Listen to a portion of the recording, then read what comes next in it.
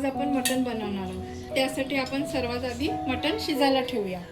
तर हे मटण गॅसवर आधी मी शिजायला ठेवते। आता ह्याला लागणारे सगळे वेगवेगळे मसाले मी तयार करत आहे। तोपर्यंत मटण शिजतं। मटणला शिजायला ताटावर थोडं पाणी ठेवून मग टोपावर ठेवायचं, म्हणजे ते व्यवस्थित शिजतं, म्हणजे ते मटण लवकर शिजतं आणि टेस्ट राहतं। मटण शिजायला ठेवलं आहे। आता आपण त्यासाठी लागणारे साहित्य थोडं भाजून घेऊया। त्यामध्ये आहे कांदा, खोबरं, हिरवी मिरची, कोथिंबीर आणि लसूण। हे थोडं आपण इथे थोडं भाजून घेऊया। कांदा, खोबरं, लसूण सर्व एकत्र भाजून घेतलं, भाजायला घेतलं आणि थोडे खडे मसाले,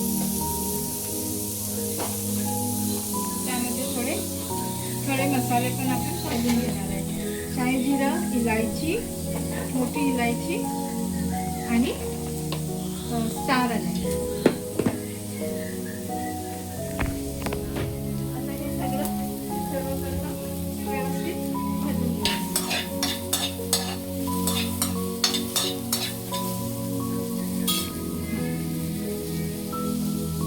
थोडंसं आणखी त्यामध्ये अद्रकचा एक तुकडा।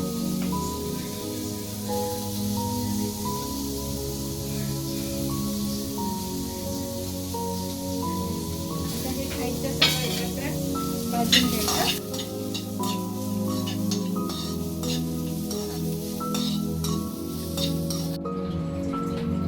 तर आपलं हे मटण आता व्यवस्थित शिजलं आहे। आता आपण ह्याला फोडणी देणार आहोत। तर इथे मी कढई ठेवली आहे आणि आता मी ह्याच्यात टाकणार आहे तेल आणि हा आपला इथे मसाला ग्राइंड केला आहे। मग अशी दाखवल्याप्रमाणे हे सगळे एकत्र करून ग्राइंड केलं आहे। एक पडी त्याच्यामध्ये तेल टाकणार कढईमध्ये।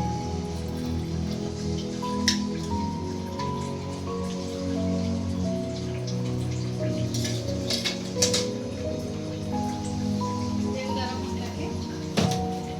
आता आपण टाकणार त्याच्यात एक तेजपान, त्याला आपण तमालपत्र पण म्हणतो।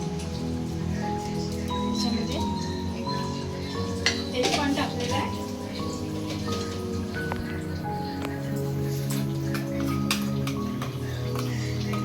तेल टाकलेलं आहे।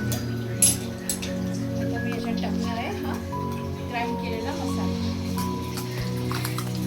तुम्ही बघू शकता आणि जास्त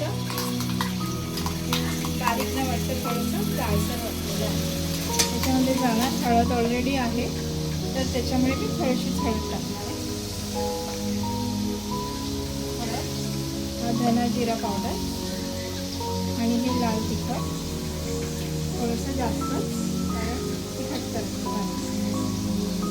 आणि मीठ ऑलरेडी शिजताना टाकलं आहे, त्याच्यामुळे इथे थोडंसं मीठ टाकलं आहे। परत फिरवून हलवून घेऊया।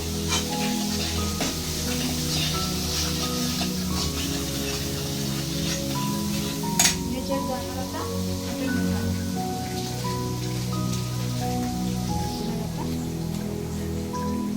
मटण मसाला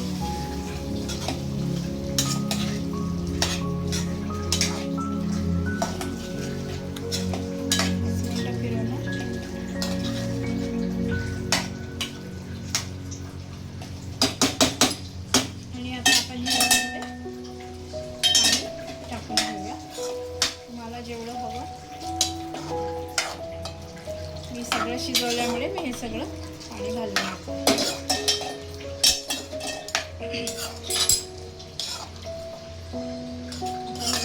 ठेवूया. ते आपण इथे वरून कोथिंबीर घालूया. त्यानंतर मग आता ह्याला छानपैकी आपण उकळी येऊ द्या एक 5-10 मिनटं आणि मग गॅस बंद करूया. ही आपली झणझणीत मटण करी, मटण रस्सा भाजी तयार झालेली आहे. पाहू शकता.